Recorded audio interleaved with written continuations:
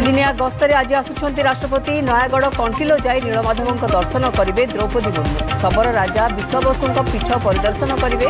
आज राजभवन में रहनी काली सुरक्षा कड़ाकड़ी। दुदिनर विरति पर आज विधानसभा पुणी सरगरम होगा संभावना। सीमा पुनः निर्धारण और आईन श्रृंखला प्रसंग में शून्यकाल होईपार आलोचना। उभय विरोधी और शासक दल प्रस्तुत।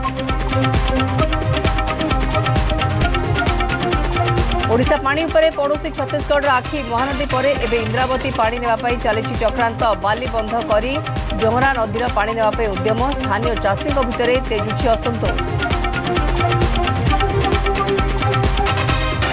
उपकूल ओडिशार विभिन्न स्थान में वर्षा संभावना। बिजुली और घड़घड़ी भी हो पारे।